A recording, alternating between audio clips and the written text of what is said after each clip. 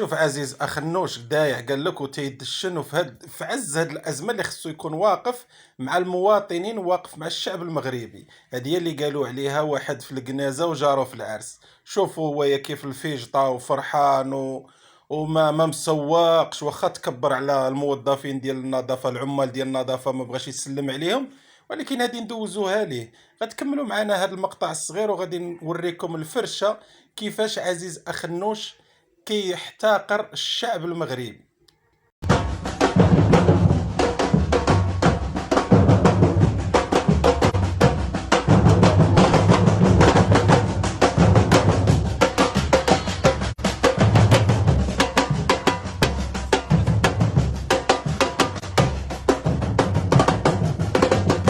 وفي صراحة مهليين فيه الناس ديال أكادير، ملقيين له بالموسيقى بالحليب بالتمار، ولكن ولا بدا ما يتهلا فيهم حيت هو مهلي فيهم.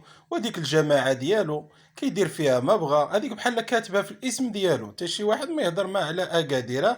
وإياكم تمشيو تستثمروا في أكادير ولا تدخلوا مع عزيز أخنوش في أكادير، راه ما يتفاهمش معاكم. شوف ما غاديش يعرف حتى يشد المقص وكيفاش يدشن، حيت ما موالفش. ها انتم الاخوان شوفوا العياقه كيف.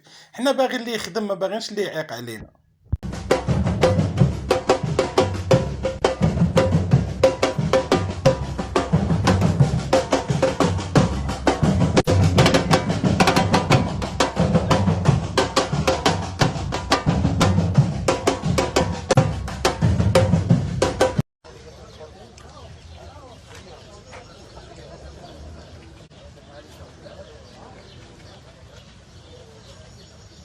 وعزيز اخنوش وحنا ما محتاجينش الفيجطه وما محتاجينش تمشي تدشن لينا باركينغ.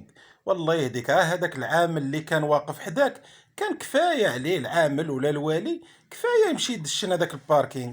وحنا محتاجينك تورينا الحواله ديال الصبليون اللي ضربتي فيهم الملايير، وفينا هما؟ فين خبيتيهم ولمن عطيتيهم؟ والفلوس ديال الدعم فين مشاو؟ واش انت فرحان والناس جالسه دايره بوق باف وميكرو كيطلبوا في الشارع ورا المنكر هذا؟ واش نتايا عندك الديانة ديالك إسلامي ولا ماشي إسلامي؟ شوفوا أخوتي، شوفوا هاد السيد مسكين كيفاش غادي يهدر بحرقة على أخنوش، وكيفاش غادي يهدر مسكين على التغلب والتقهر غلبو الزمان وما لاقيش باش يعيد. شوفوا معنا هاد المقطع ونرجعوا من بعد. الله ينصرو، الله يخليه لهذه الأمة. شكرا. الله يرحم الوالدين، الله يرحم الوالدين. هاد السيد مسكين ما لقاش باش يعيد وخرج للشارع ودار داك الباف باش خوتو المسلمين والمواطنين غادي يتعاونوا معاه وما غاديش يخليوه بلا عيد. انا متاكد المغاربه الحرار وتيعاونوا بداك الشيء اللي عندهم تيقسموه مع خوهم المسلم ومع خوهم المحتاج واختهم المحتاجه. هي المغاربه ان شاء الله غادي يعيدوا ليه. شوفوا اخوتي العزاز، والله ما عندي العيد، والله ما عندي العيد. 40 سنة في الجامعة والله ما عندي العيد. عزيز اخنوش غير الناس كيعاونوني، غير الناس كيعاونوني. لا حول ولا قوة الا بالله. واش كاين شي حقره اكثر من هاد الشيء؟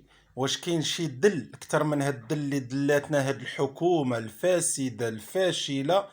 الحكومه اللي جات كتفقر الشعب المغربي وكتربح على ظهر الشعب المغربي. في عز الازمات كيربحوا هاد الناس، كيتاجروا في التعاسه ديالنا. الشعب المغربي كيتخبط في المشاكل ديالو والحكومه كترقص على المشاكل ديال الشعب. هو كسبيل المثال هذا عزيز اخنوش، الناس ما لاقيه ما تاكل، الناس ما لقاوش باش يشريو العيد. المفروض كنتوا ديروا لهم دعم، وكنتوا في هذاك الشيء الدوره اللي مشيتي تدور ومستقبلينك بالزغاريت وبالطباله والغياطه. هاد الشيء كنتوا ديروا في السوق. علاش ما تدورش في السوق وتعمر غبره وتشم حتى نتايا ديك الغبره ديال السواق اللي وليتو كتلوحوا الاسواق وسط من الغابات والحمري؟ البنادم يدخل يشري حولي يخرج مريض بالحساسيه. واش هادشي كامل ما فكرتوش ليه؟ واش نتايا دابا ملي مشيتي دشنتي واش درتي في السواق؟ والمفروض عليك، المفروض عليك وواجب عليك تراقب الاسعار وتشكل لجنه انت وداك الفاشل ديال وزير الفلاحه، وكنتوا تدوروا وتقلبوا وتشوفوا المخالفات اللي كيديروا الناس، وتشوفوا واش الاسعار اللي كتهضروا عليها في التلفازه وفي البرلمان ملي تكونوا حاطين مراودكم على الكراسه واش هي اللي كاين في الاسواق؟ حنا نمشيو عند الكساب يقول لك راه الحكومه هي اللي مغليه عليكم، نجيو حنايا عند الحكومه يقول لك راه الشناقه هما اللي مغليين عليكم. ما فهمناش، وليتو نتوما دايريننا بحال شي بالون، كل واحد كيتيري بينا عند الاخر. هاد الشيء بزاف، وهاد الشيء خصو يوقف عند حده. نتايا اخنوش ما كتعتبرش المواطن، ما تضربش حساب للشعب المغربي. وانت راه بالشعب المغربي باش نتايا عندك هذاك المنصب، راه بلا الشعب المغربي وبلا مواطنين انت لا شيء. انت ما كتعتبرناش، حنا راه ما كنعتبروكش، حنا كنهضروا على داك المنصب اللي انت قلزتي على الكرسي ديالو ماشي ديالك وما يصلحش لك. سمعوا اخوتي العزاز هاد التعليق ونرجعوا من بعد. ملي كنرشحو كيترشح واحد وكنصوتوا عليه، كنجيو كنقولوا علاش كنصوتوا على برنامج اجتماعي ديالو سياسي واقتصادي. شنو هو البرنامج ديال هذه الحكومه؟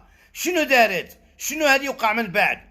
البرنامج ديال هذه الحكومه اللي كتسائلوا عليه هو الخوصصه، جات تخصص جميع القطاعات، غادا تخصصهم، وغادا ان شاء الله تدخل المغرب في واحد الازمه ماليه اكثر من هذا الشيء، وغادا تخلي واحد المديونيه اللي كبيره للمغرب عادي يمكن ليها تمشي في حالها. علاش يمكن ليها تمشي في حالها؟ هما يبغيو يمشيو وحنا نبقاو نقولوا لهم لا. علاش؟ حيت هما اللي غادي يغرقوا البلاد في الكريديات وغادي يغرقوها في الازمات. تجي اي حكومه ما عمرها غتقعد هاد البلاد الا ما نقدناش البلاد من هاد اليدين، هاد السفاكين الدماء وهاد السفاحين ديالنا هادو. هاد الحكومه خطيره. سمعوا. انا رئيس حكومه، هاد نمشي لكل جهه في المغرب، 12 جهه، هاد نشوف الشباب ديالها والشبيبه والمشاكل ديالها، ونشوف اللي تقدر الحكومه دير عليه، ماشي نسرق ونهب وكنجي للبرلمان نبقى. هاد الشيء اللي كيهضر عليه الشعب المغربي. علاش عزيز اخنوش ما يدورش في جميع جهات المملكه المغربيه ويعرف شنو هو الحوايج اللي ما واصلينش للمواطن، شنو هما اللي ضارين الشعب المغربي، ويشوف الحاجيات ديالهم ويشوف شنو ناقص البلاد. واش انت ما كتفوتش اكادير، ما كتفوتش الرباط، ما كتفوتش الدار البيضاء، المدن الكبار، وكتمشي خاصك تمشي في البلايص المزيانين ويصوروك في البلايص اللي مصلوحين مزيان، اللي نتوما عاطينهم لاطاك. والمناطق النائيه ما كتعقلوش عليها، وما كتعقلوش على الشبيبه المغربيه، ما كتعقلوش على المعيشه ديال المواطن. اشنا هو البرنامج ديالكم؟ العلم لله. البرنامج ديالكم اللي دابا لحد الساعه فهمناه حنا كمغاربه هو افقار المواطن، وهو الخوصصه تخليتو على جميع اللي كان عمومي وكنا كنمشيو له، يعني فابور، واخا ما كاينش الوسائل الصحيه وما كاينش وسائل تعليميه، خوصصتوه ما خليتو حتى شي حاجه. الله ياخذ فيكم الحمد.